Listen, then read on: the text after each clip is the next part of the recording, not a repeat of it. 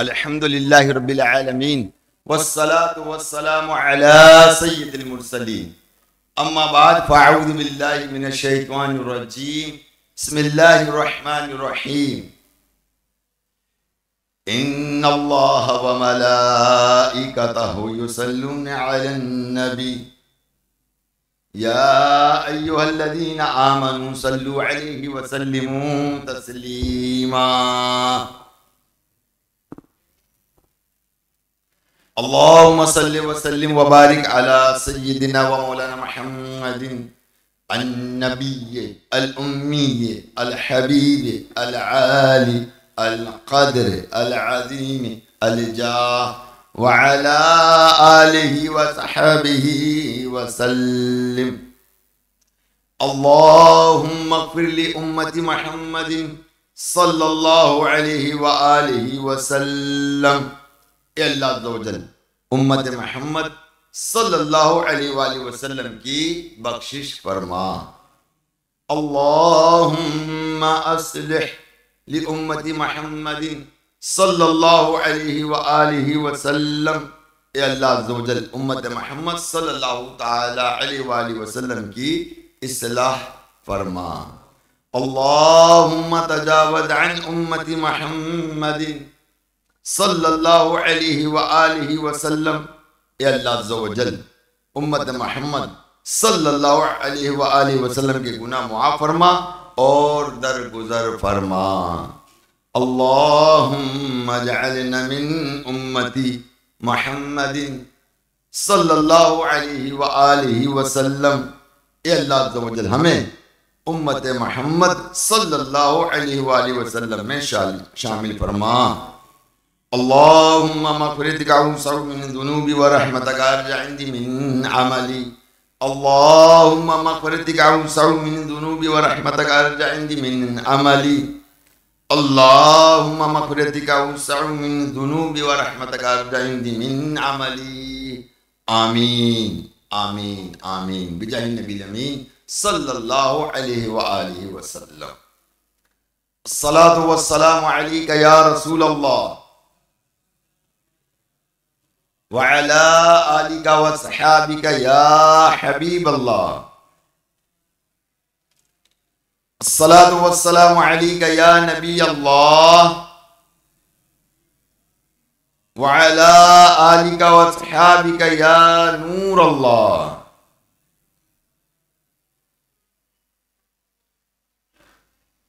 नवैतु सुन्नतल इतिकाफ। उसूल बरकत के लिए फरमाने आखिरी नबी सल्लल्लाहु अलैहि वसल्लम, जिसने मुझ पर एक बार दुरूद पाक पढ़ा अल्लाह पाक उस पर 10 रहमतें नाजिल फरमाता है, और जिसने 10 बार दुरूद पाक पढ़ा तो उस पर 100 रहमतें नाजिल फरमाता है, और जिसने 100 बार दुरूद शरीफ पढ़ा अल्लाह पाक उसके दोनों आंखों के दरमियान लिख देता है कि ये बंदा निफाक और जहन्नुम की आग से आजाद है, और उसे क़यामत के दिन शहीदों के साथ रखा जाएगा। सल्लू अलल हबीब सल्लल्लाहु ताला अला मुहम्मद। मेरे बेटे मोहतरम हैं भाई, हम अक्सर जो है ना वो इस तरह की बातें हम सुनते रहते हैं, हदीस पाक दुरूद पाक के हवाले से सुनते हैं, बारहा सुनते हैं, मगर कभी हमने इसको संजीदगी के साथ और इसकी गहराइयों के साथ हम इसको नहीं देखते, ना हम तवज्जो करते, जबकि हमें तवज्जो करनी चाहिए। देखिए, मुझे एक बात याद आई इसको पढ़ते वक्त कि अगर कोई नेक शख्स बंदा दीनी तालिब इल्म को दफनाया जाता है कब्र में, तो उसके 40 कब्रें दाएं, 40 कब्रें बाएं, और 40 आगे और 40 पीछे से उनके ऊपर से अजाब उठा लिया जाता है। और अक्सर लोग होते हैं ना जो वो कहते हैं कि वो अब्दुल्ला शाह गाजी या किसी अल्लाह के वली के साए में हमारी कब्र बन जाए, तो उसकी वजह भी यही होती है कि जो उन पे अजाब होने वाला होता है तो उसकी बरकत से उन पर अजाब नहीं होता। मेरी बात समझ रहे हैं आप? अजाब नहीं होता। इमरान आप आगे आ जाओ। तो मेरे मीडिया मोहतरम इस्लामी भाइयों, अब ये जो रिवायत में आपको दो बातें हैं इसके अंदर बड़ी जो अहम वाली हैं, जो समझने वाली हैं। एक तो ये है कि कयामत के रोज जो है ना, मतलब उसकी क्या कहना चाहिए कि पेशानी के दरमियान लिख दिया जाएगा कि ये बंदा जो निफाक और जहन्नम की आग से आजाद है। तो ये बंदा कितना मतलब ये कि पुरमुतमईन होगा, कितना मतलब पुरसुकून होगा। और अगर आप देखें तो वैसे भी हम गफलत की नींद सो रहे हैं और मतलब पुरमुतमईन है और असल में है गफलत में, जिस पे इंशाल्लाह मैं कुछ गुफ्तगू करने की कोशिश करूंगा आपसे। तो प्यारे मोहतरम भाई, असल बात जो मैं आपसे बताना चाहता हूं कि देखिए, हम तो कहते हैं अल्लाह ताला की 10 रहमतें मिलेंगी, 10 पे 10 रहमतें मिलेंगी, 10 पे 100 रहमतें मिलेंगी। अब ये जो रहमतें हैं ना, ये इसकी कदर पता कब होगी हमें? कब होगी? बोलिए कब होगी? बरोज़ क़यामत होगी। बरोज़ क्या? अब उससे पूछेंगे जिसको फालिश का अटैक हो गया, जिसके हाथ पांव नहीं चल रहा है, जिसके हाथ पांव नहीं चल रहा, अब वो कितना मतलब वो अल्लाह की बारगाह में क्या कुछ इस तरह हो जाए कि मेरे हाथ पांव जो है वो चलने लग जाए, या जिसकी आंखों की जिसके पास रोशनी नहीं है, तो उस रोशनी की कदर उसके पास कितनी होगी कि मुझे वो रोशनी मिल जाए मेरे को। तो इसी तरह बरोज़ क़यामत हमें अल्लाह ताला की रहमत की जरूरत पड़ेगी। जो 50,000 साल का एक दिन होगा, 50,000 साल का एक दिन होगा। जमीन कौन सी होगी? ये मिट्टी की होगी, तांबे की होगी। और ये सूरज कहां होगा? 1.25 मील पर होगा, फिर 1.25 मील पर। अब जो गर्मी के दिनों में जो यहां पर हरारत होती है और जो गर्मी होती है वो हमसे बर्दाश्त नहीं होता, और हमारे घरों में क्या, हमारे ऑफिस में क्या, हमारी दुकानों में क्या, हर जगह तो आपको पता है एसी लगा हुआ होता है। क्या गर्मी है? गर्मी बर्दाश्त नहीं होती, ऐसी है ना, गर्मी बर्दाश्त नहीं होती। तो अब तस्वुर की बालकनी से झांककर देखिए कि 1.25 मील पे सूरज है और जमीन तांबे की है। अल्लाह अकबर। गौर फरमाया और अपनी उम्मत की थोड़ी उम्रों को मुलाहिजा फरमाया तो गमख्वार रे उम्मत ताजदार रिसालत सल्लल्लाहु अलैहि वसल्लम का मुबारक दिल शफकत से भर आया, और आप सल्लल्लाहु अलैहि वसल्लम ने ये सोचकर गमगीन हो गए कि मेरे उम्मती अगर सारी जिंदगी खूब खूब नेकियां करें फिर भी पिछली उम्मतों के बराबर नहीं कर सकते। तो इधर महबूब अकबर सल्लल्लाहु ताला अलैहि वसल्लम का मुबारक दिल रंजीदा हुआ, उधर अल्लाह पाक की रहमत जोश पर आई, और अल्लाह ताला ने अपने हबीब सल्लल्लाहु ताला अलैहि वसल्लम की तसल्ली के लिए आपको लैलतुल कदर का तोहफा अता फरमाया।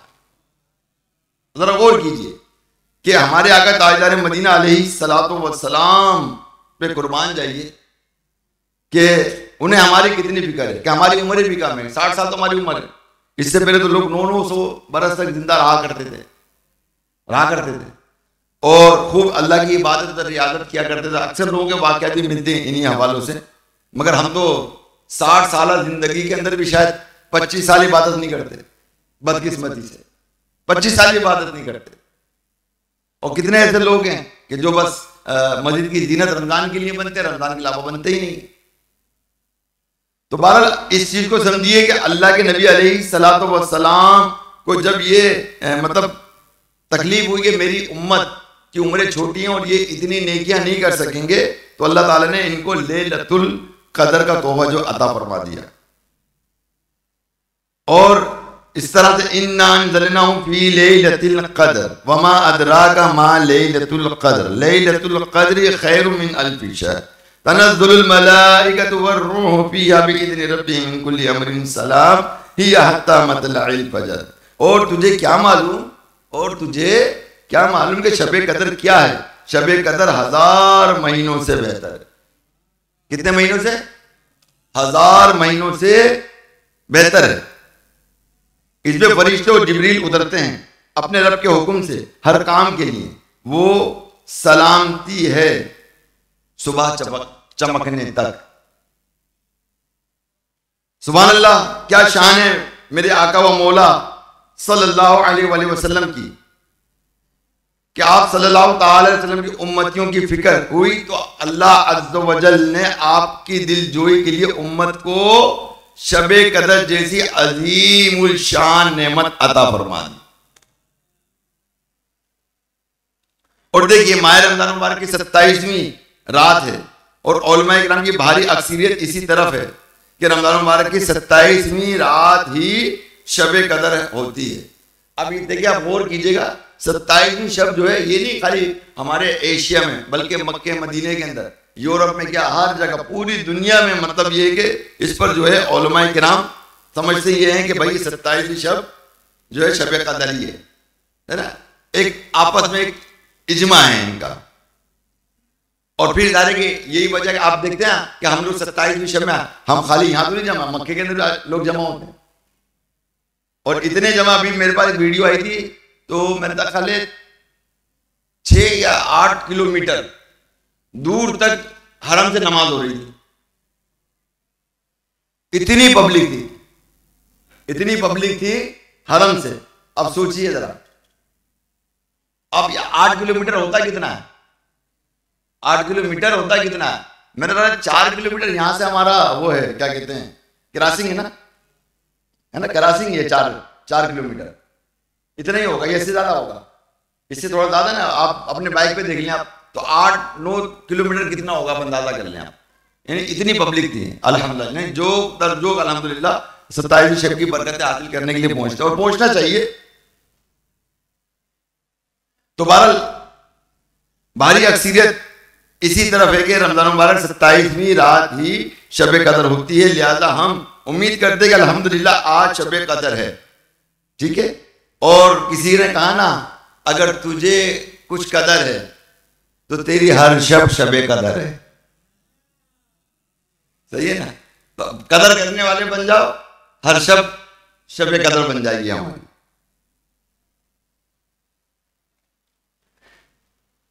लिहाजा हम उम्मीद करते हैं कि अल्हम्दुलिल्लाह आज शब कदर है, आज मगफिरत की रात है, रहमत की रात है। आज वो रात है कि जो 1000 महीनों से बेहतर आज सलामती की रात है।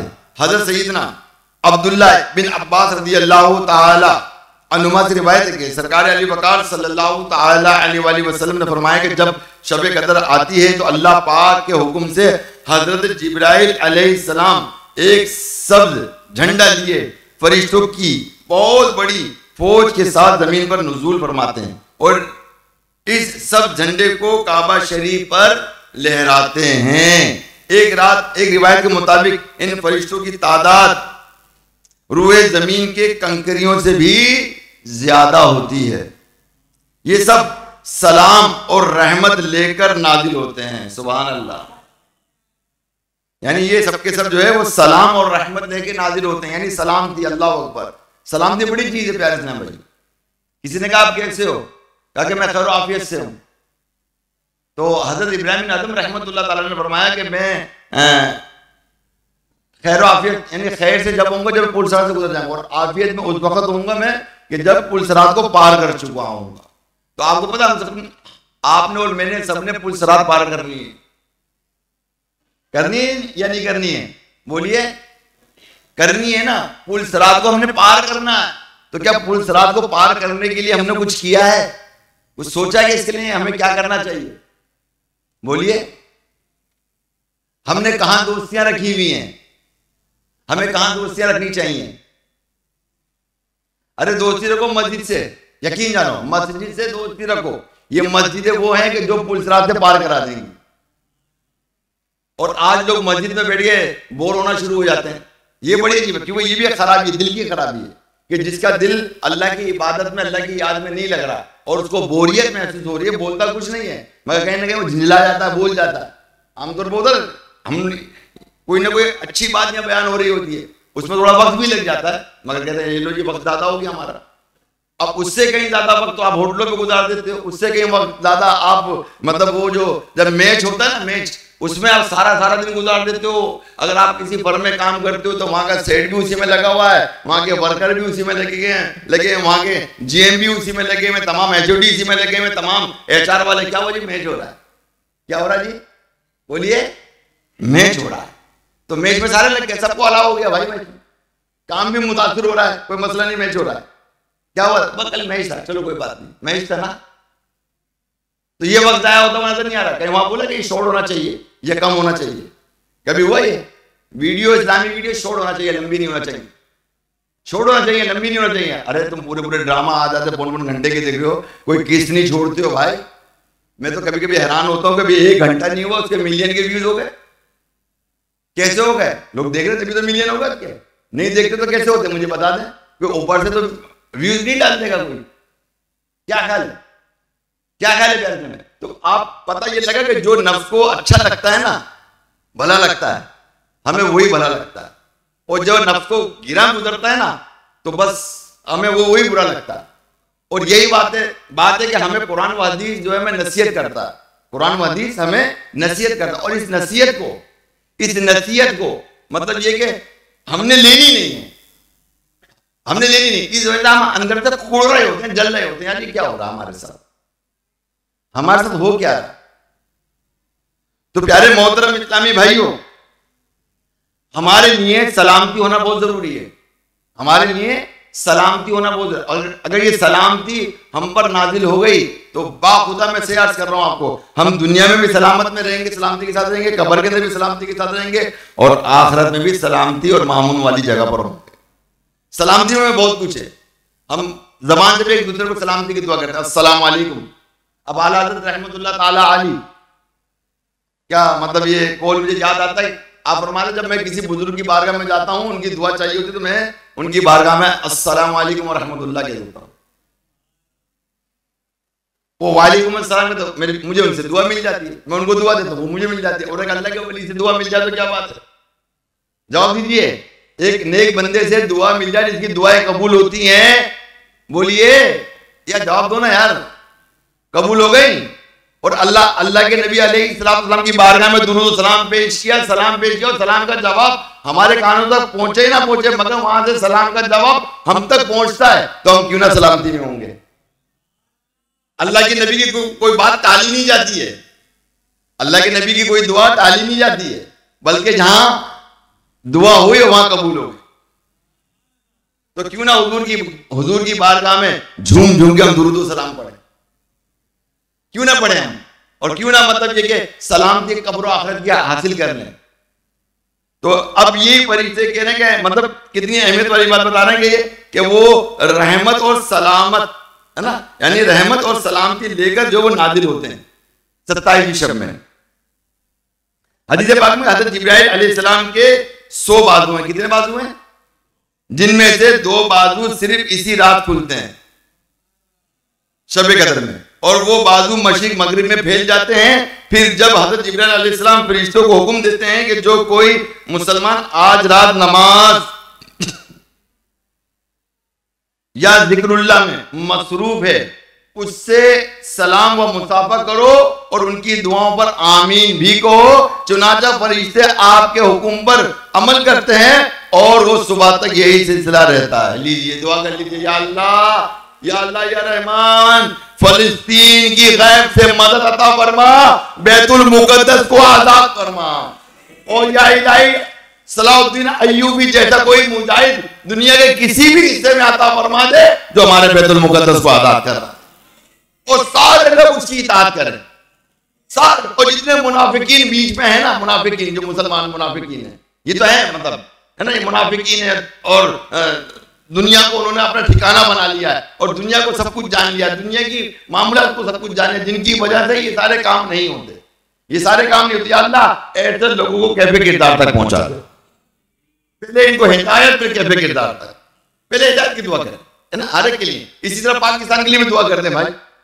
पाकिस्तान की मैशत जो ना वो दिन ब दिन मतलब ये कि वो जमीन बोझ होती चली जा रही है, और जितनी जमीन बोझ होगी या बात याद रखेगा उतनी हमारे अंदर तंगी और परेशानियां शुरू हो जाएंगी। मैं सही बता रहा हूँ, उतनी तंगी पर। तो दुआ फरमा अल्लाह तबारक व तआला पाकिस्तान की मैशत को बुलंद बाला फरमा, और इसमें जितने भी गद्दार हैं पहले उनको हिदायत फिर उनको कैफे किरदार तक पहुंचा दे, आमीन। और हम सबकी घर की मईशत को बेहतर फरमा दे, आसान रिज़्क़ अता फरमा दे, और शान वाली जिंदगी गुजारने की तौफीक अता फरमा। शान से रहें, शान से सोएं, शान से सवारी करें, शान से घर में रहें और शान से 5 वक्त नमाज अदा करें, शान से कुरान के पाक की तिलावत करें, शान से अल्लाह का जिक्र करें, दुरूद पाक पढ़ें, रसूल पाक सल्लल्लाहु अलैहि वसल्लम की बारगाह में खड़े होकर सलातो सलाम पढ़े। और वो वक्त भी आए कि हम रूबरू होकर अल्लाह के नबी अलैहि सलातो व सलाम की बारगाह में खड़े होकर सलातो सलाम पढ़ें।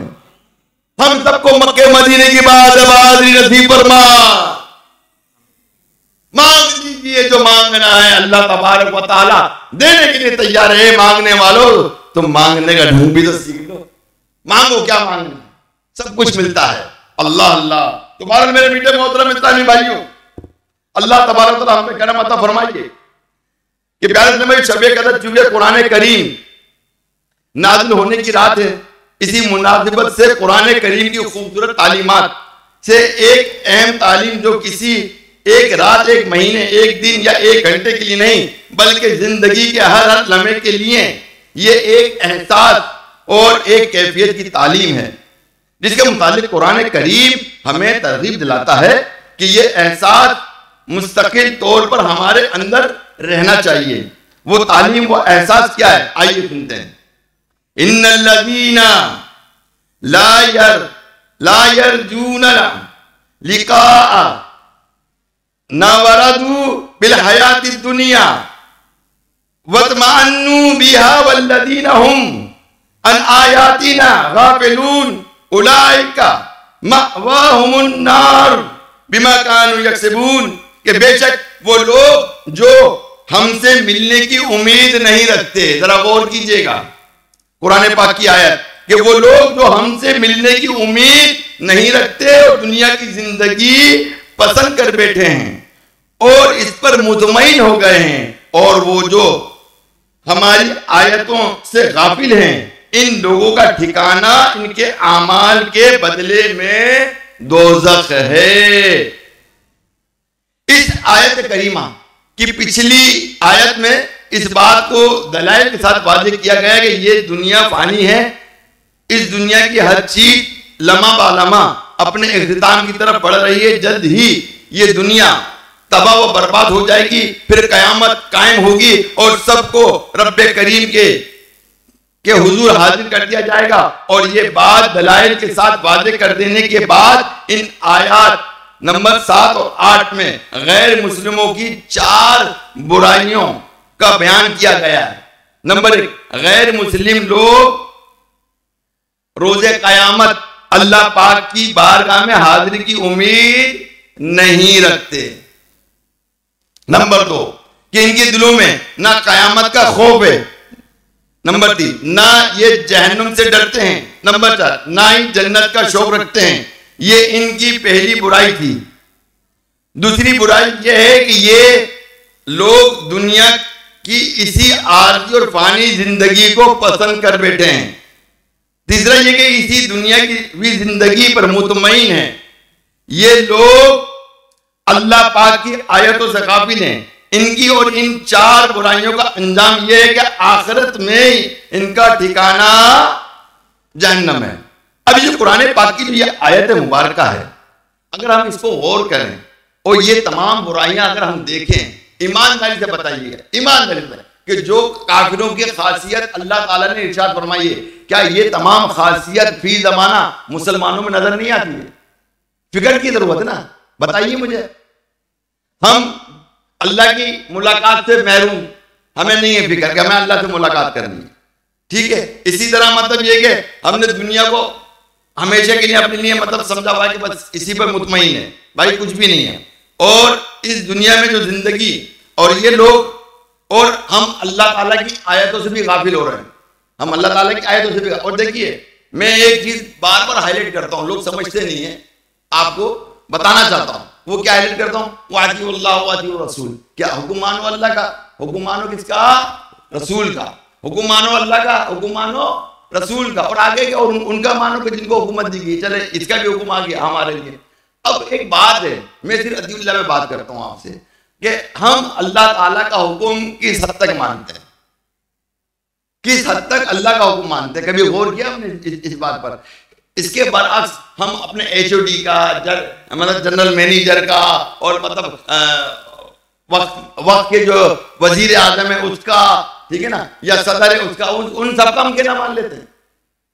हम उन सबका कहना नहीं मानते, अल्लाह का कहना नहीं मानते। क्यों भाई, क्यों नहीं मानते?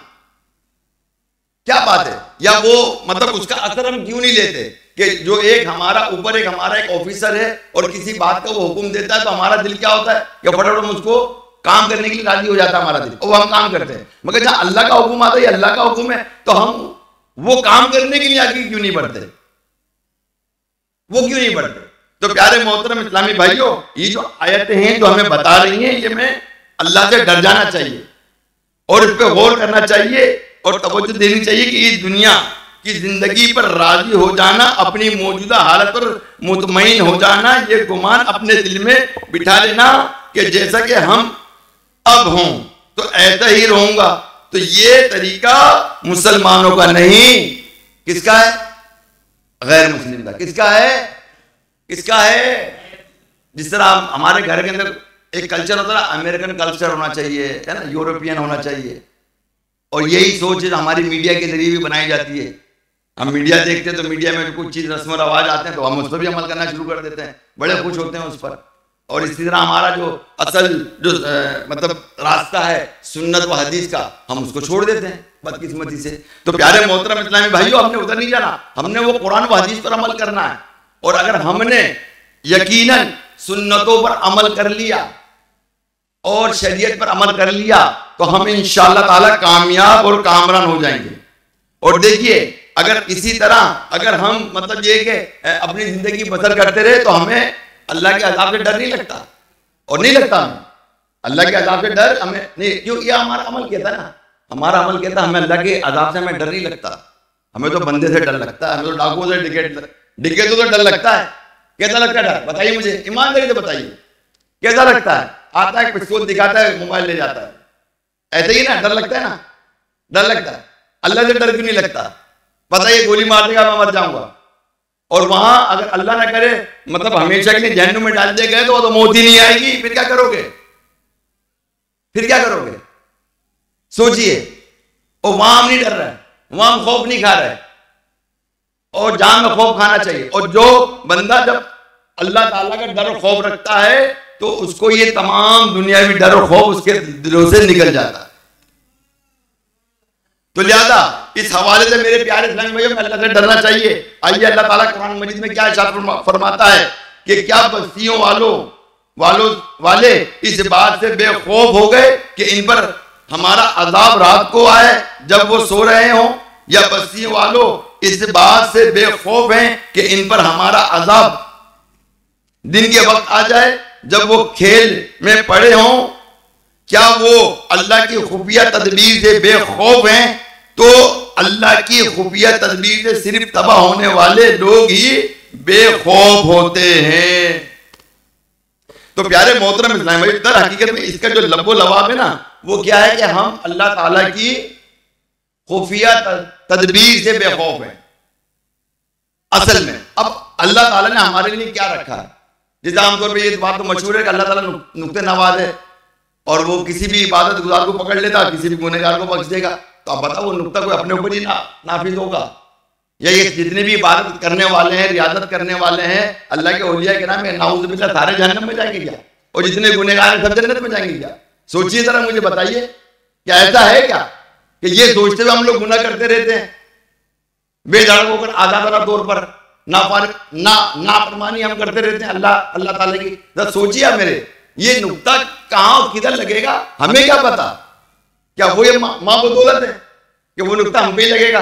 हर बंदा अपने को लेके बैठा हुआ है। ये तो दरअसल सरासर और दरअसल ये गफलत ही गफलत है। क्या है ये? गफलत ही गफलत है। तो हमें अल्लाह ताला की खुफिया तदबीर से डरना चाहिए। अगर हम कोई नेक अमल करें तो भी डरना चाहिए, और अगर हम मतलब कोई बद अमल करें तो भी डरना चाहिए।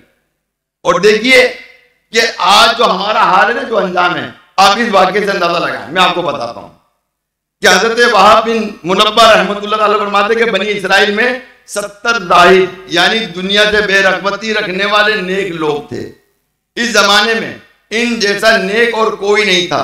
अल्लाह पाक ने इस जमाने के नबी अलैहिस्सलाम की तरफ वही फरमाई और ये 70 जाहिद दुनिया से काफिर होके निकलेंगे। जरा गौर कीजिए कि काफिर होके निकलेंगे। तो उन नबी अलैहिस्सलाम ने हैरानी से पूछा, या अल्लाह अज़्ज़वजल, इसकी क्या वजह है? ये तो बहुत नेक लोग हैं, दुनिया से बेरगबती रखते हैं, नेकों पर नेकियां करते हैं, फिर इनका अंजाम ऐसा क्यों होगा? अल्लाह पाक ने फरमाया, इसलिए कि ये अपने अंजाम से बेफिक्र हो गए। ये अपने अंजाम से, बोलिए ईमानदारी से बता, हम अपने अंजाम से कितना बेफिक्र है या नहीं है? हमें पता है कि हम जन्नत में जाएंगे, दोज़ख में जाएंगे? पता है हमारे को? जवाब दीजिए। किसको अपना पता? किसको अपना पता? और जिनको पता था तो उनका हाल क्या था? ये भी गौर करें ना, जिनको पता था, जिनकी जिंदगी में जन्नत की बिशारत दे दी गई, उनकी जिंदगी में उनका हाल क्या था? हमें तो पता ही नहीं है। हमें तो उनसे ज्यादा बुरा हाल होना चाहिए, क्योंकि वो खुफिया तदबीर से डरा करते थे कि ऐसा ना हो कि मामला तुझसे कुछ हो जाए, कुछ से कुछ हो जाए। तो आज प्यारे मोहतरम इस्लामी भाइयों, अल्लाह ताला से इस कदर बेखौफी के साथ हम जो जिंदगी बसर कर रहे हैं, दर हकीकत में यही जिंदगी हमें गफलत की तरफ लेके जा रही है। ये मैं आपको बताना चाहता हूं। यहां से निकल के आइए और अपनी फिक्र कीजिए, आखिर की फिक्र कीजिए, कब्र की फिक्र कीजिए। ये नहीं कि किसी को दफना के आ गए, वो उसके लिए है, हमारे लिए नहीं है। ऐसा तो नहीं है ना भाई, ऐसा तो नहीं है। अभी अल्लाह ने कैसे, अल्लाह तबारक व तआला हमें कैसा अख्तियार दिया है, हर काम कर सकते हैं, सब कुछ कर सकते हैं। बस यहां से रूह निकल के क्या कर सकते हो? मक्खी भी नहीं उड़ा सकते भाई, मक्खी भी नहीं उड़ा सकते। यहाँ चेटी छट जाते तो आप साफ कर लेते हो, चेटी भी नहीं हटा सकते आप। क्यों आप प्याले लगाते हो मैयत के बीच में पानी भर के, कोई चूटियां मैयत की तरफ ना जाए? यही वजह है ना, चूटियां ही मैयत की तरफ ना जाए। तो अब बताइए कि हम कितने बेबस है, ना तवाएं, और फिर हम गफलत की नींद में सो रहे हैं। तो लिहाजा मेरे मीठे मोहतरम इस्लामी, अल्लाह ताला की खुफिया तदबीर से हमें डरना चाहिए और सोचना चाहिए अपने बारे में क्या। हम जितनी अपने बारे में फिक्र करेंगे ना, याद रखें हम कामयाब हो जाएंगे। और अगर हमने अपने बारे में कोई फिक्र नहीं की और अपने ही अंजाम से बेफिक्र हुए, तो अंजाम भी खराब हो जाए, अच्छा नहीं होगा, खराब हो जाएगा। अल्लाह पाक की खुफिया तदबीर से बेखौफी पर मुतमईन, यानी अपनी मौजूदा हालत पर मुतमईन हो जाना बहुत नुकसानदेह। साहबी रसूल हजरत अम्मार बिन आसिर रज़ियल्लाहु ताला अन्हु फरमाते हैं, सुनिए कि अल्लाह पाक की रहमत से मायूस हो जाना, अल्लाह पाक की मदद से नाउम्मीद हो जाना, अपने आप को अल्लाह पाक की खुफिया तदबीर से महफूज समझ लेना, कबीरा गुनाहों में बहुत बड़ा गुनाह है। गौर कीजिए, ये 3 चीजें कि अल्लाह की रहमत से मायूस हो जाना, दोबारा सुन लीजिए, और अल्लाह पाक की मदद से नाउम्मीद हो जाना, और तीसरी बात कि और अपने आप को अल्लाह पाक की खुफिया तदबीर से महफूज समझ लेना, ये कबीरा गुनाहों में से ये तीनों चीजें। और इसका अंदाजा मैं आज अब आपको बताता हूं। शायद ये आपकी, मैं तो मुताले से भी नहीं गुजरा होगा, आपकी नजरों से भी नहीं गुजरा होगा, शायद किसी से सुना भी नहीं होगा। सुनिए, मैं आज आपको वो बात बताता हूं, शैतान की खुफिया तदबीर के हवाले से बताता हूं कि खुफिया तदबीर में क्या क्या सिलसिला रहा। अल्लाह पाक की खुफिया तदबीर के बारे में ये रिवायत सुनाई जाती है तो हमें लगता है कि जैसे ये बातें मेरे लिए नहीं बल्कि दूसरों के लिए हैं। हुज्जतुल इस्लाम इमाम मोहम्मद बिन मोहम्मद गजाली रहमतुल्लाह ताला अलैह ने एक बहुत ही इबरतनाक रिवायत जिक्र की है। लिखते हैं कि शैतान, जिसका नाम क्या था, इब्लीस है, इसने 1,75,000 साल तक 7वें आसमान पर इबादत की। नोट करते जाइएगा। हजरत रिजवान अलैहिस्सलाम जो दरोगा जन्नत हैं, जो जन्नत के दरवाजे में दरोगा जन्नत, जो जन्नतियों को लेंगे जन्नत में दाखिल करेंगे, है ना, ये फरिश्ते का नाम है ना, हजरत रिजवान अलैहिस्सलाम दरोगा जन्नत हैं। इनके साथ 1,000 साल तक जन्नत के खाजिन रहा। कौन? इब्लीस। एक मर्तबा शैतान ने जन्नत में किसी जगह लिखा देखा, मुकर्रबीन यानी अल्लाह पाक का कुर्ब रखने वालों में से एक ऐसा है कि जिसे अल्लाह पाक एक हुक्म देगा मगर वो अल्लाह पाक की नाफरमानी कर जाएगा, लिहाजा इसे अल्लाह पाक के दरवाजे से दुत्कार दिया जाएगा और इसकी तमाम इबादतें जर्रों की तरह उड़ा दी जाएंगी। इब्लीस ने ये बात पढ़ी मगर इसने ये गौर ही नहीं किया। जरा गौर कीजिए, इब्लीस ने ये बात पढ़ी मगर इस पे गौर नहीं किया, और ये बात मेरे बारे में भी हो सकती है। ये अपने हाल पर मुतमईन था, अल्लाह पाक के खुफिया तदबीर से बेखौफ था। इसने यही समझा कि ये मैं नहीं हूं बल्कि कोई और होगा। तो चुनाचा इसने अल्लाह ताला की बारगाह में अर्ज किया कि या अल्लाह अज़्ज़ व जल, मुझे इजाजत अता फरमा के मैं इस नाफरमान पर लानत भेजूं। कौन कह रहा है? बोलिए, शैतान।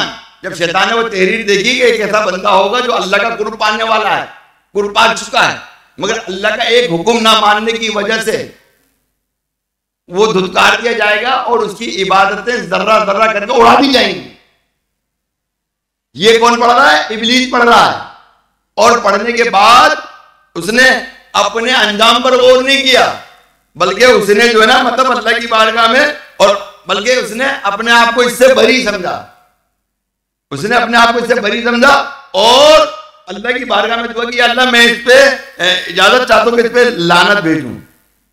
तो अल्लाह पाक ने इसे इजाजत अता फरमा दी। किसको? शैतान को। चुनांचे 1000 साल तक इस नाफरमान पर लानत भेजता रहा। शैतान 1000 साल तक लानत भेजता रहा और ये नहीं जानता था कि वो नाफरमान ये खुद ही है, ये खुद ही है। गौर कीजिए, लानत खुद भेजता है मगर ये खुद ही लानत ही निकला। अल्लाह अकबर। अल्लाह पाक के खुफिया तदबीर से बेखौफी। और इमाम गजाली रहमतुल्लाह ताला इस हवाले से मजीद लिखते हैं कि एक ऐसी ही तहरीर हजरत इसराफील अलैहिस्सलाम ने लूहे महफूज पर लिखी हुई पढ़ी। इसे पढ़कर इन पर खौफ का गलबा हो गया। आप ये समझ रहे थे कि ये जिस नाफरमान के मुतालिक लिखा है वो कोई और नहीं बल्कि मैं ही हूं, कोई और नहीं, मैं ही हूं खुद। चुनांचे वो खौफ के गलबे के सबब आप रोने लगे।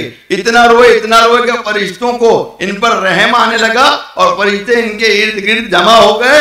पूछा कि आप इतनी शिद्दत से क्यों रो रहे हैं? तो हजरत इसराफील अलैहिस्सलाम ने फरमाया कि मैंने लूहे महफूज में लिखी हुई एक तहरीर पढ़ी है कि इसमें एक नाफरमान का जिक्र है और मुझे खौफ है कि कहीं वो तहरीर मेरे ही बारे में ना हो। फरिश्तों ने जब ये सुना तो इन्होंने भी यही सोचा कि कहीं ये तहरीर हमारे ही बारे में ना हो। चुनांचे वो फरिश्ते भी अल्लाह पाक की खुफिया तदबीर से डर से रोने लग गए। देखिए जरा फरिश्ते,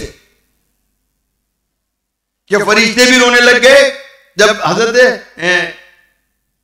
इसराफील अलैहिस्सलाम को देखा कि मैं खुद ना हूं, और ये फरिश्ते भी ये क्या मैं खुद ना हूं। क्योंकि आप देख रहे तहरीर क्या है कि जो अल्लाह ताला के का कुर्ब पाया हुआ होगा, अल्लाह के नजदीक होगा, अल्लाह के नजदीक होगा और नजदीक होने के बाद फिर वो अल्लाह के हुक्म को ना मानेगा, एक हुक्म को जिसके सबब उसकी तमाम इबादतें रियाजतें सब उड़ा दी जाएंगी।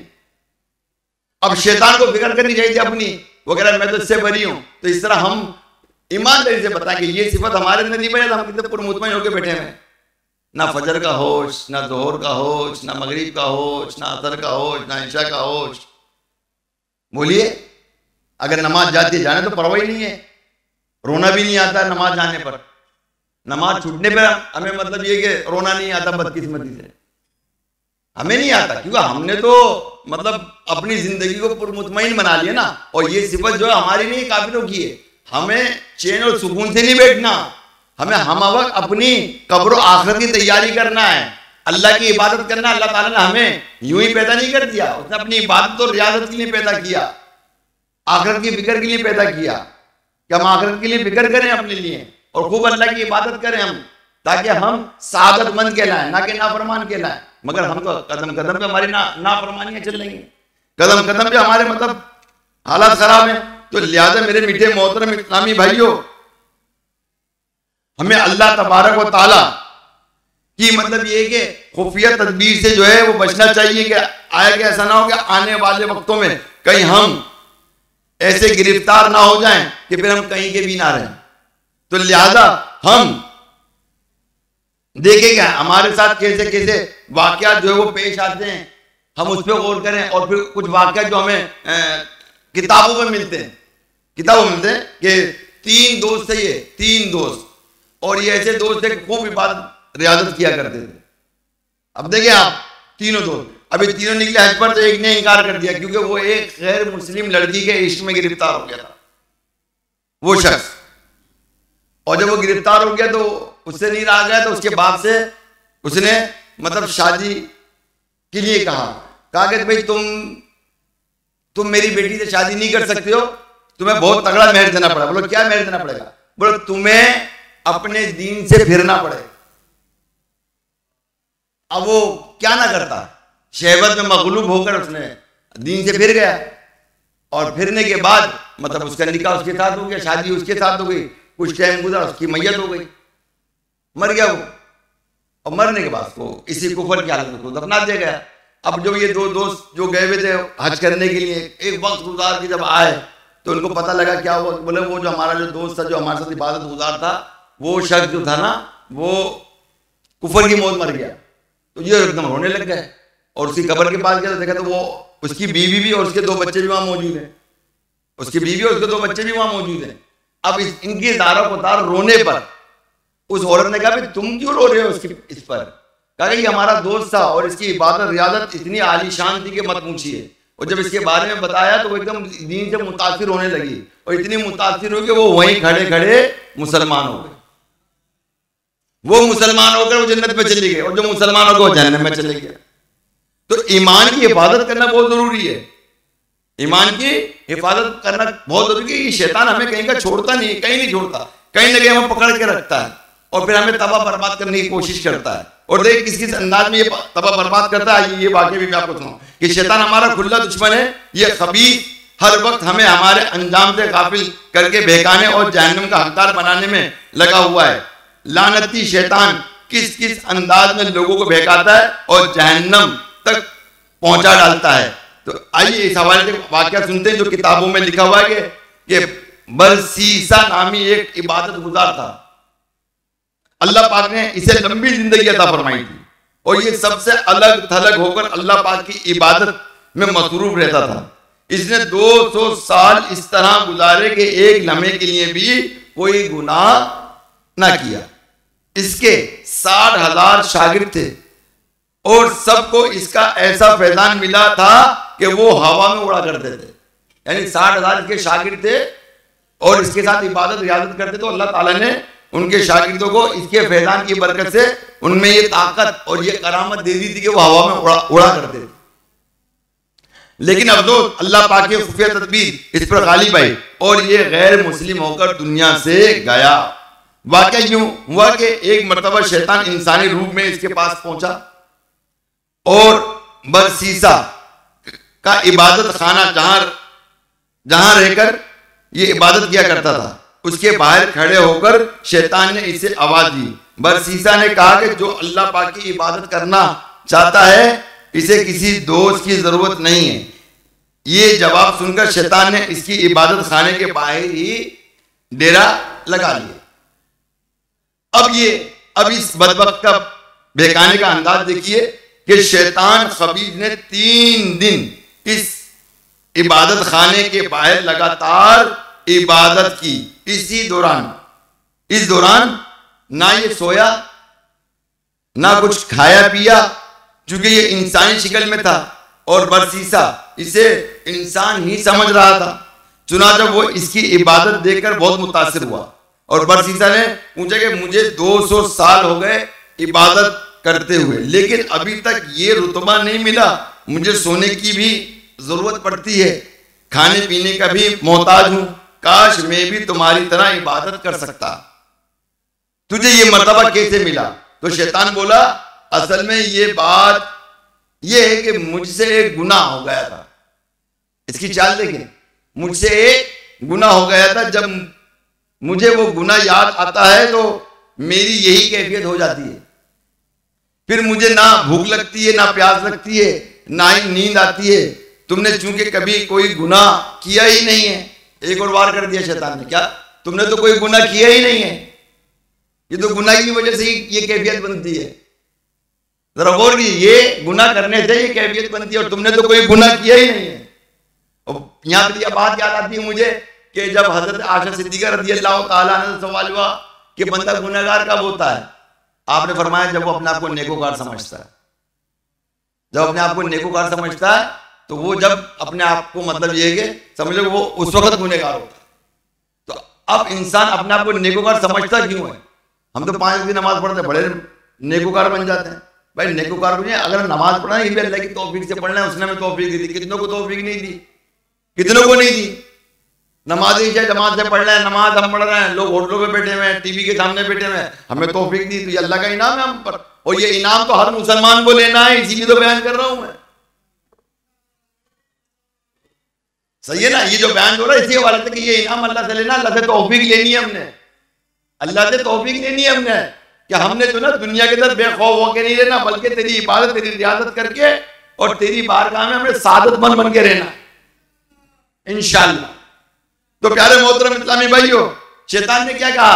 कहा कि मैंने तो मुझसे तो गुनाह हुआ, इसकी वजह से कैफियत हुई, और तुमसे तो कोई गुनाह ही नहीं हुआ, तुमसे तो कोई गुनाह ही नहीं हुआ, इसलिए तुम्हारी ये कैफियत नहीं है।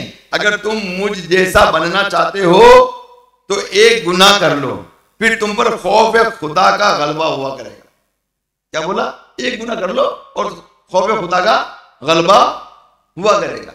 अब मैं यहाँ पे एक बात और आपको तवज्जो दिलाऊंगा। बाद लोग होते हैं कि जो दुरूद पाक पढ़ते हैं, कसरत से दुरूद पाक पढ़ते हैं ना, बहुत ज्यादा कसरत से पढ़ते हैं, और जब वो कसरत से दुरूद पाक पढ़ते हैं ना तो फिर उनकी जो लतीफ रूहें वो बेदार होना शुरू हो जाती, लतीफ रूहें बेदार होना शुरू हो जाती, रूहानियत जो उनकी बढ़ना शुरू हो जाती है, रूहानियत जो बढ़ना शुरू हो जाती है। फिर इसी तरह जिक्र अस्कार करते हैं, उसमें उनकी रूहानियत बढ़ना शुरू हो जाती है, दुरूद शरीफ के साथ साथ जिक्रुल्लाह के साथ साथ। ये दो ऐसी चीजें जो इंसान को फिर वो आगे पहुंचाती है ना, और फिर वो उनको फिर मुशाहदत होना शुरू हो जाते हैं। अब पीछे कोई समझाने वाला हो और संभालने वाला हो, पीछे संभालने वाला हो तो उनकी मंजिलें आसान हो जाती है, नहीं तो उसमें फिर शैतान हायल हो जाता है और फिर बड़ी मुश्किल हो जाती है। इसलिए कहा जाता है ना, बगैर शेख के कुछ हो नहीं सकता, बगैर शेख बगैर वली के हाथ के बगैर हम रह नहीं सकते।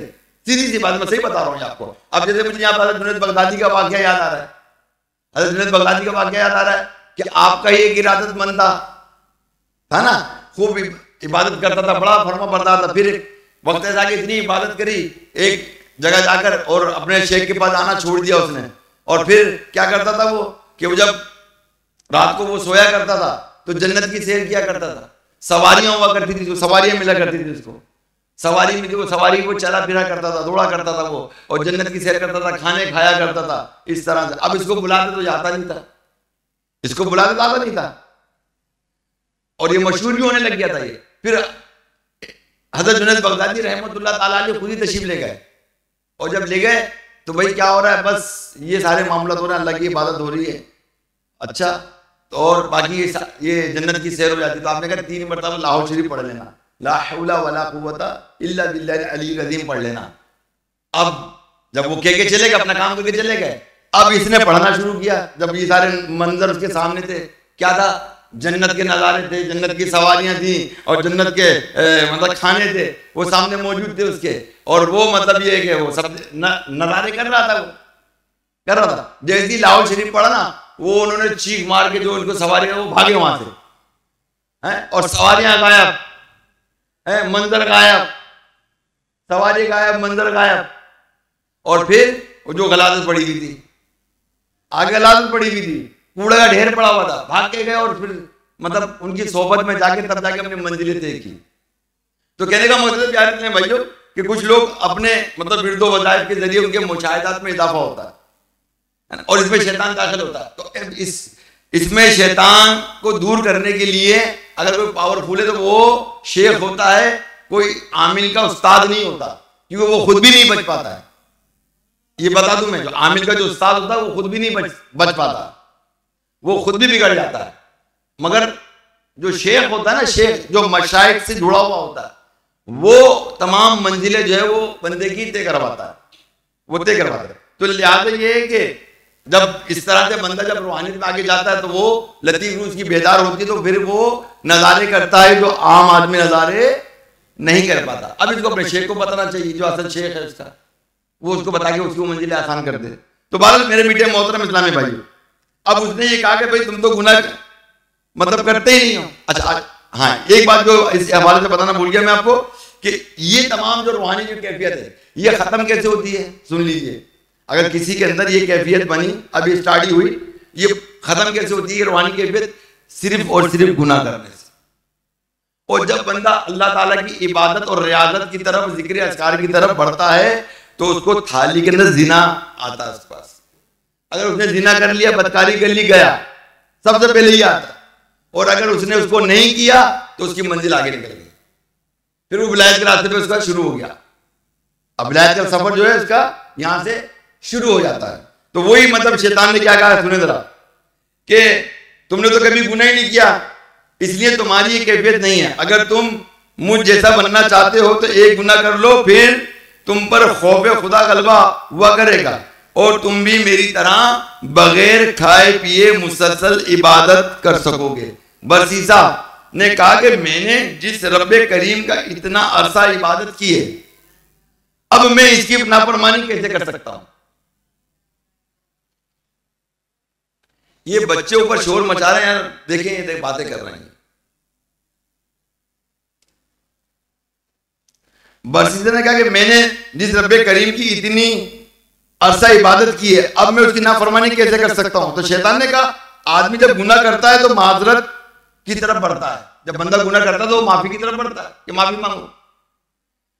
तो अल्लाह पाक से डर कर इसकी बख्शिश का सवाल ही बनता है। लिहाजा ये कैफियत पाने के लिए तुम्हें गुनाह करना ही पड़ेगा। अभी तक किसी आलिमाना गुफ्तगू कर रहा है शैतान, जरा बोल के किसी आलिमाना अंदाज में, भाई जब तक कि तुम गुनाह नहीं करोगे तो फिर अल्लाह के हुजूर कैसे तुम माफी मांगोगे? जरा सोचिए किस तरह से मतलब ये डाली। तो प्यारे मीठे मोहतरम इस्लाम भाई, शैतान की ये बात सुनकर बरसीसा ने बहक गया और बोला अच्छा बताओ कौन सा गुनाह करो? शैतान ने कहा बदकारी कर लो। बरसीसा ने कहा इनकार किया नहीं। शैतान को अच्छा किसी को कत्ल कर डालो। बरसीसा ने इस पर भी राजी ना हुआ। शैतान बोला अच्छा चलो फिर शराब पी लो। क्या पी लो?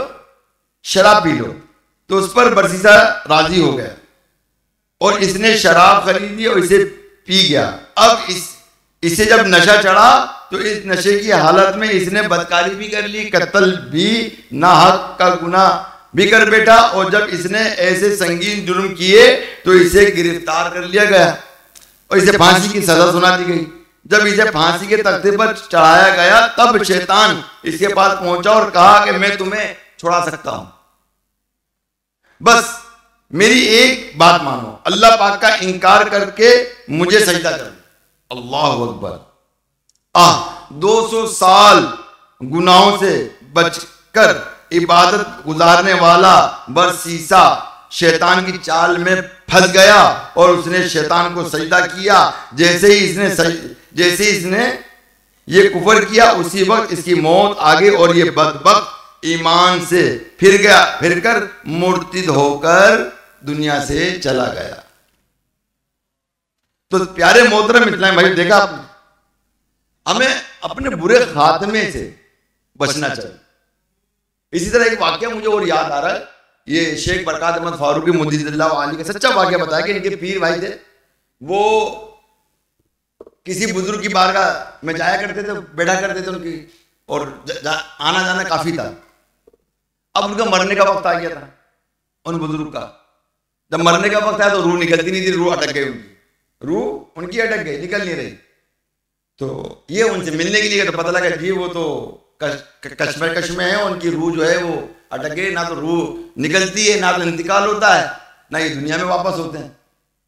अब उन्होंने मतलब जब हालत देखी तो वो आयतुल करीमे का बहुत जबरदस्त आमिल थे, वो उन्होंने अल्लाह की बारगाह में दुआ करी और करने के बाद मतलब वो एकदम वो होश में आ गए, रिटर्न हो गए। वो बोला नाई को बुलाओ। क्या बोला? बोला नाई को बुलाओ। नाई को बुला, बोला दाढ़ी साफ कर दो। बोला दाढ़ी साफ करो। बोला क्या? हाँ दाढ़ी साफ कर दो। बोला दाढ़ी साफ कर दी और फिर उनका दम निकल गया। देखा आपने? ये तो जीते जागते ही अभी हमारे पाकिस्तान के वाकया, पाकिस्तान के वाकया और सच्चे वाकया प्यारे इतने भाई। और ऐसे बात नहीं कि सारे वाकया होते नहीं होंगे, तो हमें तो अल्लाह ताला की खुफिया तदबीर से डरना चाहिए और अपने ईमान की हिफाजत। देखिए ईमान है ना, अगर ईमान है तो इंशाअल्लाह जन्नत में जाएंगे। और अगर ईमान नहीं है और बेईमान होकर मर गए, अल्लाह अकबर, भूल जाओ कि जन्नत में जाओगे, भूल जाओ जन्नत में जाओ। और कितने हैं कुरान की आयत में मौजूद है कि उनका दम कुफर भी निकलता है, मुसलमानों का दम कुफर भी निकलता है। और कितने लोग काफिर होकर मरते हैं हमें नहीं पता, हमें नहीं पता कितने लोग मरने वाले काफिर मतलब कुफर करके मरते हैं, काफिर होकर मरते हैं। तो हम सोचे थे हम इतने बेफिक्री होकर अपनी जिंदगी को बसर करेंगे तो फिर हमारा ईमान कहां जाएगा। अब देखिए कि बुरे खात्मे के 4 असबाब बयान किए गए। नंबर 1, नमाज में सुस्ती करना। नमाज में सुस्ती है या नहीं है मुझे बता दें, जवाब दीजिए। नमाज में सुस्ती है, बोलो ना भाई, नमाज में सुस्ती है? अच्छा आ जाओ। नंबर 2, शराब नोशी। शराब नोशी कितनी आम हो गई है आपको पता है ना, छोटे छोटे बच्चे पी रहे हैं, मैं सुनता हूँ बड़ा हैरान हूं, बच्चे पी रहे हैं, अल्लाह अल्लाह शराब। और दंगा फसाद घरों में चल रहा है भाई, दंगा फसाद, गाली गुफ्तारी और बुरी तरीके से शराब पी पी कर। अच्छा तीसरा, वालिदैन की नाफरमानी। वालिदैन की नाफरमानी कौन नहीं कर रहा मुझे बता दें आप, कौन नहीं कर रहा है वालिदैन की नाफरमानी? हर बच्चा जो ना बस खड़ा हो जाता है। अभी तो बच्चा बोलता नहीं, अभी वो बहू आ गई तो ऐसा बोल रहा है कि मत पूछो भाई, अभी धज्जियां उधेड़ देगा माँ बाप की 2 मिनट के अंदर, गुफ्तगू के अंदर। ऐसा है या नहीं है? बोलिए, ऐसा है या नहीं है? माँ बाप भी बेबस, हकीकत है, माँ बाप भी बेबस, चाहे वो लड़की वाले चाहे लड़के वाले हैं, दोनों तरफ से। लड़की से ही बेबस, दामाद से ही बेबस, बहू से ही बेबस और अपनी औलाद से भी बेबस। इंसान कितना बेबस है, सोचो तो सही। ये सारी नसीहतें हमारे नहीं और क्या है, क्योंकि हमने अल्लाह ताला की नाफरमानी की है, तो कौन हमारे फरमा बरदार रहेंगे भाई। देखिए जब कोई बच्चा पढ़ता है ना, पढ़ता है और इंजीनियर डॉक्टर बनता है, तो माँ बाप उससे डरते हैं। कौन डरता है? माँ बाप डरते कि यार इसको कोई बात बुरी ना लग जाए, हमारा बेटा पढ़ा लिखा हो गया, इतना बड़ा इंजीनियर हो गया, इतना बड़ा डॉक्टर हो गया, और इसके तो भाई साहब रहन सहन बड़े हाई फाई तरफ है, मतलब बड़े बड़े लोग इससे मिलते हैं, बड़ी बड़ी जगहों पे जाता है, बड़े बड़े इवेंट पर जाके शिरकत होता है, वहाँ लेक्चर देता है, ये करता है वो करता है। तो वालिदैन से डरते नहीं, भाई ये तो बहुत बड़ा आदमी हो गया मेरा बेटा, उससे बात करने में डरते हैं।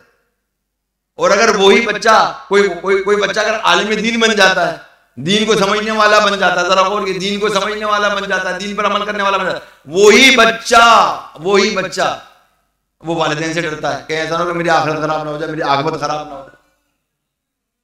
तो कितना फर्क है, क्योंकि दुनियावी तालीम उसको हासिल हुई तो वालिदैन डर रहे हैं, और जब बच्चे को दीनी तालीम हासिल हुई तो वो वालिदैन से डर रहा है, और वालिदैन को वो अदब और एहतराम इस कदर कर रहा है कि वालिदैन है और उसके वालिदैन जो है बल्कि शान से बैठे हैं, मेरा बेटा है, शान से बैठे हैं, और मेरा बेटा इंजीनियर डॉक्टर है, मेरा बेटा है इंजीनियर डॉक्टर है। हाँ, उसके सामने चूहा बन के बाप बैठा हुआ है ये नहीं हरकतें, ये चीजें हैं नहीं वादे तौर पर। क्यों है कि यहां नाफरमानी नजर आ रही है अल्लाह की। जो असल चीज है सिखाने की, अपने औलाद को हम सिखा नहीं सके, सिखाओ, दोनों सिखाओ, ये नहीं कि दुनिया नहीं सिखाओ, दुनिया भी सिखाओ, दुनिया में रहना है, दुनिया से जंग करनी है, दुनिया में रहकर ही जन्नत हासिल करनी है, दुनिया में रहकर जन्नत हासिल होगी, दुनिया से हटकर जन्नत हासिल नहीं होगी। मगर ये सब कुछ दुनिया का रंग ढंग और ये सारी चीजें समझना है, और जो दुनिया से जरूरत लेकर हम आखिरत का सामान कर सकते हैं वो लेंगे, और वो नहीं लेंगे कि जो हमें दुनिया हमें तबाह बर्बाद कर दे और हमें जहन्नुम का ईंधन बना। तो प्यारे मोहतरम इस्लामी भाई, आजकल देखो वालिदैन और औलाद का मामला क्या है, आप सबके सामने बिल्कुल। अब वालिदैन होते हैं, कमाना उनका खत्म हो जाए, फिर देखें आप जब वो औलाद पर उसका मतलब तकिया हो जाता है, उस वक्त कैफियत क्या होती है। अब कहां गई उसकी वो कैफियत, कहां गई वो उसकी वो अकड़, ये कर फलाना कर ढिमका कर, अब कहां रह गई? बोलिए, कितनी कैफियत इंसान की तब्दील होती है भाई, जरा सोचिए। बंदा ऊपर की तरफ जाता और ऐसी कैसे नीचे आता है, और कहां से आता और जाता है बताइए मुझे? अपने घर से ऊपर जाता है और अपने घर से नीचे आ जाता है ये नहीं है? बोलिए, तो जो ऊपर से नीचे आ रहा है, और अगर ये अल्लाह का वली हो तो वो ऐसा होगा? बोलिए, बच्चे भी प्यार करेंगे, जो बड़े होंगे वो भी प्यार करेंगे, छोटा भी प्यार करेगा, बड़ा भी प्यार करेगा। जो फर्मा बरदार होता है ना अल्लाह ताला का, अल्लाह ताला मखलूक के दिल में उसकी मोहब्बत डाल देता है, उसकी प्यार डाल देता है, और सब उसको मोहब्बत भरी निगाहों से देखते हैं, उसको प्यार भरी निगाहों से देखते हैं। और हदीस पाक में अगर कोई भाई अपने किसी मुसलमान भाई को प्यार भरी निगाहों से देखे कि कबल के उसकी निगाहें जुदा हो, अल्लाह ताला दोनों की मग़फ़िरत फरमा देता है।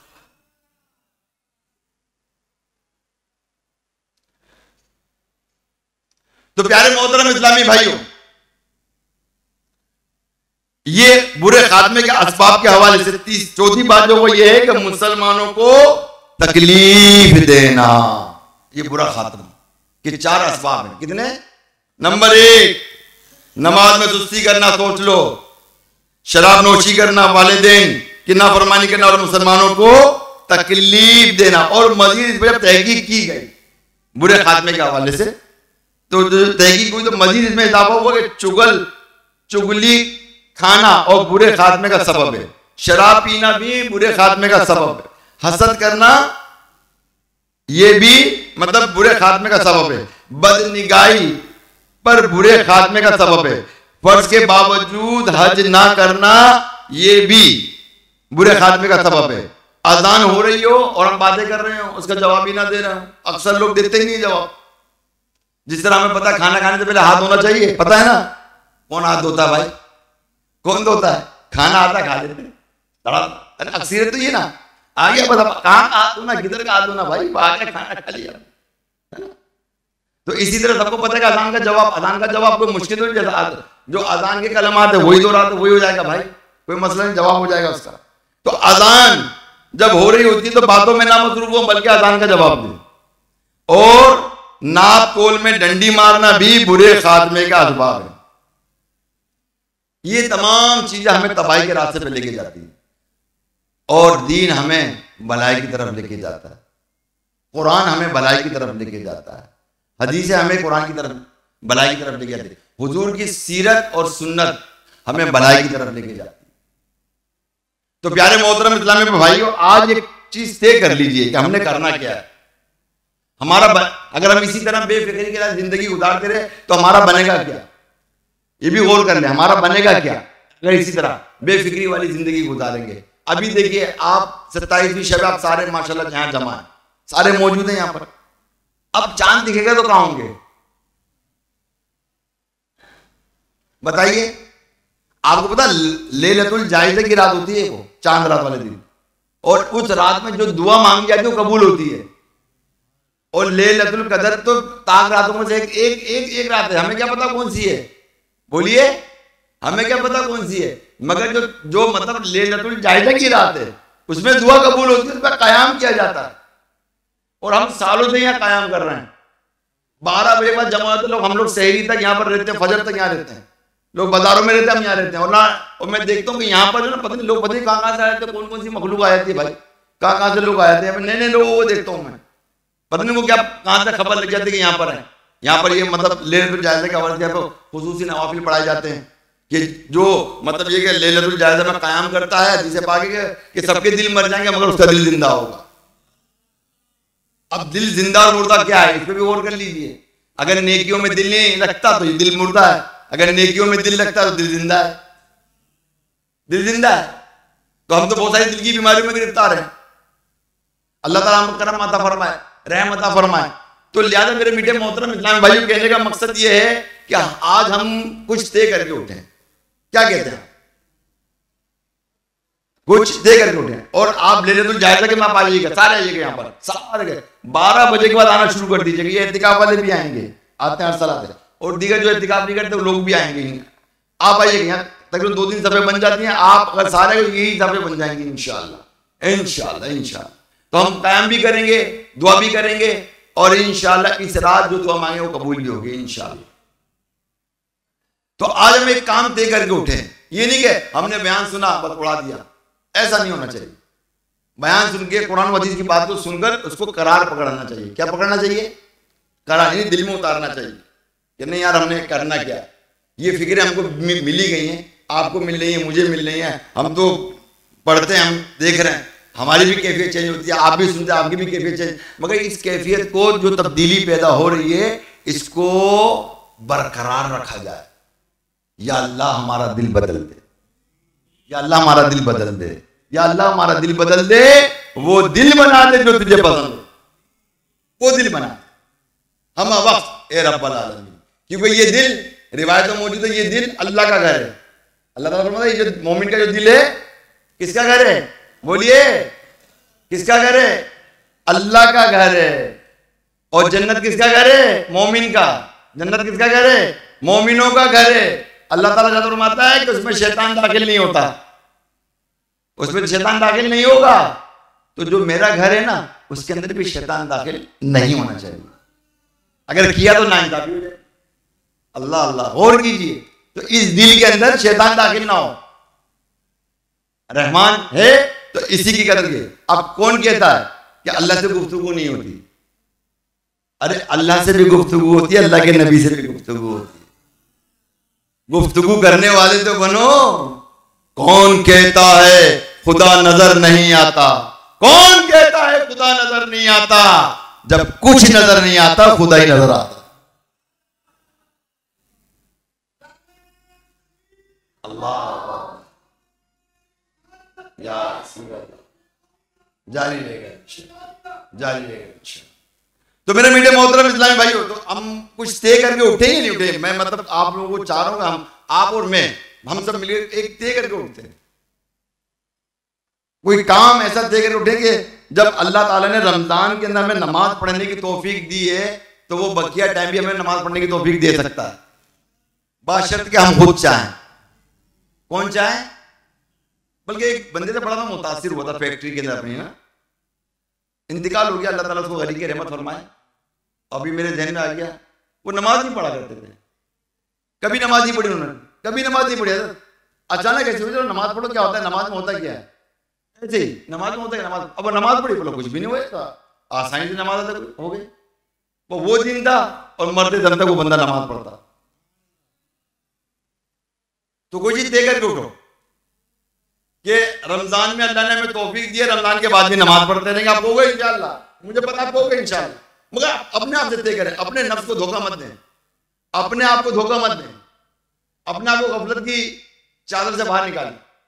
अगर हम अपने अंजाम पर गौर नहीं करेंगे तो हम तब बर्बाद हो जाएंगे। और ये बात याद रखिएगा, ये बात याद रखिएगा, ये कुरान के अल्फाज जो हैं या हदीस के अल्फाज हैं, आप और मैं मिटा नहीं सकते। और अल्लाह के कलाम तब्दील नहीं हो सकते। ये वाज़ेह है कि जब जहन्नमियों से पूछा जाए किस चीज ने तुम्हें जहन्नम में डाला, वो कहेंगे कि हम बेनमाजी थे। क्या कहेंगे? हम नमाज नहीं पढ़ा करते थे, हम मिस्कीन को खाना भी नहीं खिलाते थे, गरीबों को, और बहस करने वाले साथ बहस किया करते थे, बेहुदा गुफ्तगू करने वाला था बेहुदा गुफ्तगू किया करते थे। अल्लाह अकबर, अल्लाह अकबर। अब गौर कर लीजिए प्यारे मोहतरम इस्लामी भाई इन तमाम चीजों पर कि ये कुरान की आयत है, तो क्या बताइए कि जो जैसा लिखा है वैसा हक है या नहीं है? बोलिए। अच्छा, कुरान में ये बात क्यों लिखी गई? सवाल है, क्यों लिखी गई? क्या वजह थी? हमें मुतनब्बे किया गया है। क्या किया गया है? हमें बताया गया है अगर तुम ये अमल करोगे तो ये सजा है, तुम ये अमल करोगे ये सजा है। तो लिहाजा इस सजा से बचने के लिए तुम नमाज को कायम करो। क्या कर लो? नमाज को कायम। तो आज तय कर लो यार, आज कुछ करके उठेंगे। आप अभी क्यों उठ रहे हो भाई? बाद में उठाना यार, अभी कुछ करने पर तय करो, अपने आप से तय करो। क्या तय करते हो बोलो?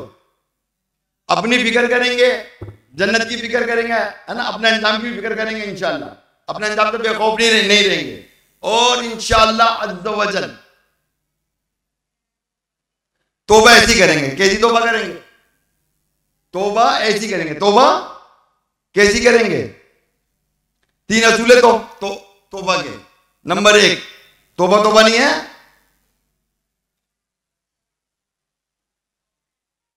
नंबर 1 एतराफ जुर्म। जो गुनाह किया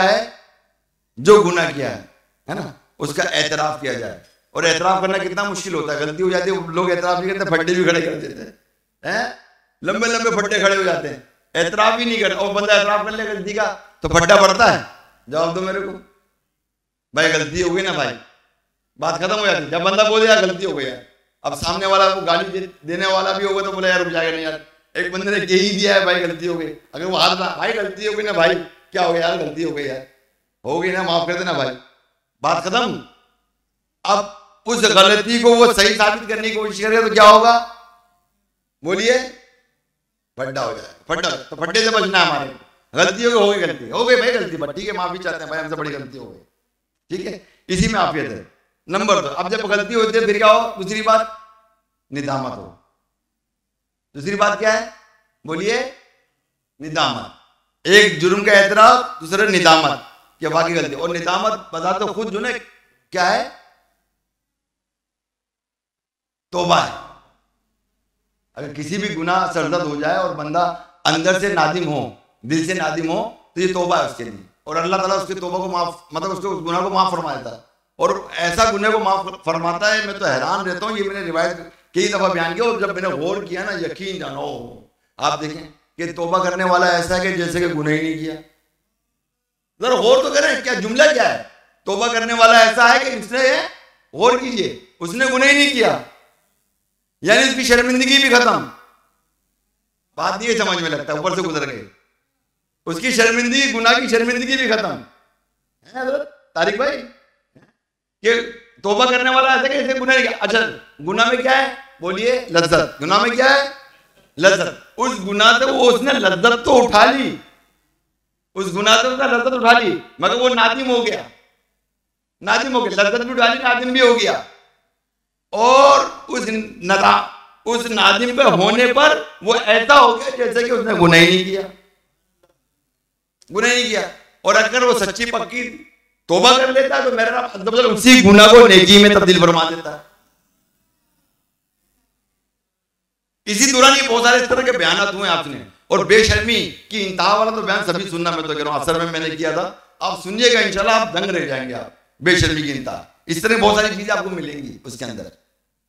तो प्यारे इस्लामी भाई, एक तो हम एतराफ जुर्म, ये नहीं हम तो बड़े गुनहगार हैं, क्या है, बड़े गुनहगार हैं, तो खाली जबान से नहीं कहना, अंदर से भी कहना है, दिल की गहराइयों से भी इसको समझना है। और फिर नदामत, अल्लाह अकबर। और फिर तीसरा जो इसका जो रुकन है ना, वो ये है अज़्म तर्क, यानी उस गुनाह को छोड़ने का पक्का इरादा करना, तो बंदे की तलाफी होती है। क्या होती है, उसकी तौबा कबूल हो जाती है। मेरी बात समझ ना। तो अब ये तीन चीजें देख लें। नहीं अल्लाह तौबा के लिए अस्तगफिरुल्लाह रब्बी मिन कुल्ली ज़ंबि व अतूबु अस्तगफिरुल्लाह रब्बी मिन कुल्ली ज़ंबि व अतूबु अस्तगफिरुल्लाह अस्तगफिरुल्लाह अस्तगफिरुल्लाह। इस पे गौर करें कि या अल्लाह जो गुनाह सरजद वो अब नहीं होगा। इसी तरह जिस तरह के बंदा किसी काम में फंस जाता है, अक्सर लोग फैक्ट्रियों में फंसते हैं, अपने काम में फंस जाते हैं, है ना, HOD के पास फंस जाते हैं। अब तो सुनाएगा या नौकरी से खारिज कर देगा, या अल्लाह मेरी इज्जत रख ले, मुझे बचा ले, आइंदा ये मैं गलती, बोलो गलती, तो क्या वो उस गलती को दोहराता है? जवाब दीजिए, गलती को दोहराता है? तो इसी तरह हमसे जो गुनाह सरजद हुआ, तो हमें वो गुनाह जो हमसे हो गया बतकाज़ा बशरियत, उसको दोहराना नहीं चाहिए, उसको दोहराना नहीं है। जब तौबा कर ली, अब ये गुनाह को हम दोहराएंगे नहीं, बेशक कोई नया गुनाह हो जाए उसकी भी तौबा इस्तगफार कर लेंगे। और यही वजह है कि इस उम्मत को तौबा इस्तगफार की नेमत अता की गई है। और कभी कभी बड़ा डर लगता है मेरे को तौबा करने पर कि लोग अक्सर तौबा नहीं करते। आपने हजरत यूसुफ अलैहिस्सलाम का वाक़या तो सुना ही है ना, बोलिए। यूसुफ अलैहिस्सलाम के भाइयों ने जब यूसुफ अलैहिस्सलाम को कुएं में डाला था, तो उनका क्या प्लान था? यही था ना कि हम तौबा कर लेंगे, बोलिए क्या था भाई? तौबा कर लेंगे जो हमने किया है। उनको कुएं में भी डाल दिया, कुएं से निकाल के उनको फरोख्त भी कर दिया, और यही था कि हम तौबा कर लेंगे। उनको तौबा तौफीक हुई, उनको तौबा की तौफीक मिली उनको? गौर कीजिए, मिली। मगर कब मिली, किस मकाम पर मिली? जब मिली जब वो अजीज मिस्र बन गए। और ये सारे के सारे भाई अपने छोटे भाई के सामने सरे खम हो गए। उस वक्त सजदा ताज़ीमी जायज था ना, तो सजदा भी किया था। तो कहने का मकसद ये प्यारे में, ये कब हुए? कब हुए? इतने टाइम के अंदर जो इनसे गलती हुई, इतने टाइम में इनको जो है ना तौबा की तौफीक नहीं मिली। तो प्यारे भाइयों, ये तो एहसान अजीम है कि अल्लाह तबारक व तआला ने इस उम्मत को तौबा की तौफीक अता फरमाई है। इसलिए कहते नमाज पढ़ो तो नमाज के अंदर भी तौबा ही है। क्या है? तौबा है। नमाज में रिज़्क़ की बरकत की दुआ है। नमाज बीमारियों से निजात दिलाती है। और हम असल में यहाँ इस्तिग़फ़ार पढ़ते हैं, गुनाहों को याद करते हैं और अल्लाह तबारक हमारे 70 बरस के गुनाहों को भी माफ फरमा देते हैं। ये तो हर असल के बाद की फजीलत है। जिसने असल में 70 बार इस्तिग़फ़ार पढ़ा, अल्लाह ताला 70 बरस के गुनाह माफ फरमाता है। उसके वालिदैन के, उसके दोस्त अकारीब के, सबके गुनाह माफ फरमा देता है। ये बात तदरीज सिलसिला रहता है। तो बहरहाल मेरे मीठे मोहतरम इस्लामी भाई, इन बातों को अल्लाह ताला आपको, मुझको, सबको अमल करने की तौफीक रफ़ीक अता फरमाए और हमें जो है ना अल्लाह ताला सब सीखने की तौफीक अता फरमाए।